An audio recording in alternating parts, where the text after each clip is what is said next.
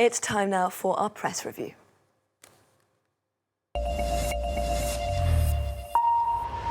Well, for today's press review, I'm joined now in the studio by Antonia Kerrigan. Hi, Antonia. As we just heard there, it is World Environment Day today.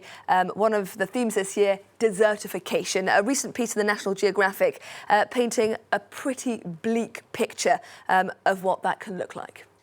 That's quite right. This piece in the National Geographic is about a salt lake in western Uzbekistan known as the Aral Sea. Now, this picture, there is no lake in sight, and that's because over the last 50 years it has shrunk to a quarter of its original size. The reason for that is in the 1960s, in order to irrigate cotton plantations, the various tributaries to this lake were diverted to irrigate those crops in the region. And in the absence of rivers to replenish this lake, a lot of the water in the lake evaporated. Cotton, of course, we've got to remember, is an extremely water-intensive crop. Now, the consequence of this isn't just these aesthetically jarring post-apocalyptic style landscapes. Much worse than that, the soil is now salty and it's very impoverished. It's got very few nutrients, and that means that it's unable to give very much back to local farmers in terms of crop production. That's what we call desertification, when biodiversity and crops can no longer thrive because we've really taken so much from the land. A team of Japanese scientists, according to this article in National Geographic, are working on this, looking for solutions in that region. And they're really looking for crops that could grow in this very barren corner of Uzbekistan. We, of course, hope they'll find them, but these images serve as an extremely stark warning of what may happen when land is exploited beyond its natural means. Well, now, Antonia, for some politics. In the US, President Joe Biden has taken some pretty drastic action to limit crossings along the southern Mexican border.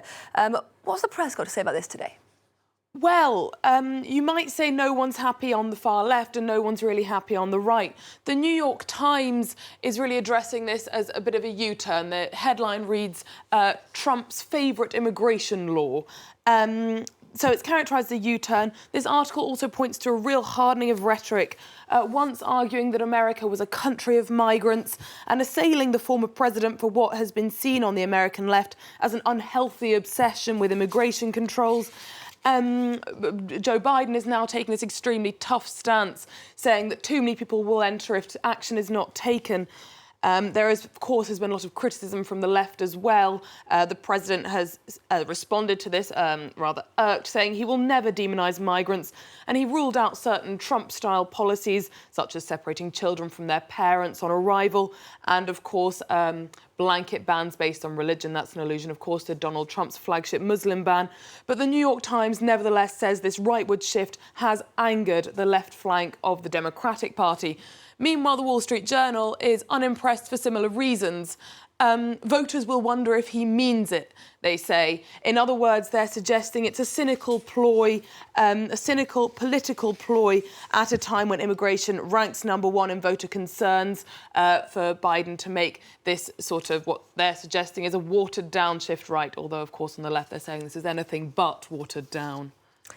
Now, there, of course, are elections on this side of the pond too. Last night, seeing a much-awaited TV debate between Rishi Sunak and Keir Starmer. Who won that debate, according to the press today? Well, it very much depends who you ask, of course. Let's have a look at some right-wing front pages. The Daily Mail's got this headline, Fiery Rishi comes out swinging and lands big blows, with a reference to the Prime Minister accusing Keir Starmer of a plan to increase taxes on families by £2,000 per household. And the Daily Express is similarly impressed by the current Prime Minister. Kapow! Feisty Rishi floors Starmer over £2,000 tax rise. This is, of course, after the Prime Minister came in fighting. He said Labour will raise your taxes. It's in their DNA. So it looks like Rishi Sunak might have come out in fighting form after what's been an extremely tough, you might even say wet campaign so far. These two papers would have us believe it was a real resounding victory, however, for the Prime Minister. We should maybe just have a quick look at this poll they're citing that says he won the debate. What we're looking at is 51% of viewers believe Rishi Sunak won and 49% believed Keir Starmer had won. So it's a victory for the Prime Minister in some ways, but we should maybe keep that in proportion compared with what the right-wing press are saying. Now, this, of course, was a debate between the Prime Minister and his main opposition, the Labour leader, Keir Starmer. But Rishi Sunak, it's important to say, fighting a battle on two fronts at the moment. Yes, so he's also got a challenge from the far-right Reform Party.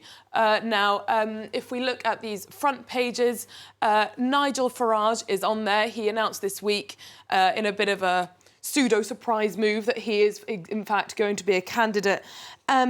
He's saying that he wants to replace the Tories. He wants his far-right Reform Party to be the new voice of the British right. He says he speaks up for a silent majority that is, in fact, far-right. He also says that it's an election that's already been won by Labour regardless, and what matters is who is the opposition voice. We should address the elephant in the room here, though. This is a slightly bedraggled-looking Nigel Farage we see on the front page of The Independent, and we see the just before on the front page of the Financial Times. This is, of course, after this fighting talk to the press about how he's going to replace the Conservatives as the main right-wing opposition. He got a milkshake thrown in his face by a protester. Worth noting, it's not his first rodeo. He also took a milkshake to the face in 2009 in the run-up to European elections. As you can see, he shook it off, as the Financial Times says, shaking it off. He said, my milkshake brings the people to the rally, was his response. And you could argue that, of course, while a humiliating incident perhaps, it has also secured him a position on front pages the day most people are focusing on Sir Keir Starmer and Prime Minister Rishi Sunak. And I'm sure Khalees is delighted to be referenced by Nigel Farage in this UK election campaign. Antonia Kerrigan with today's press review. Thank you very much. Thank you very much.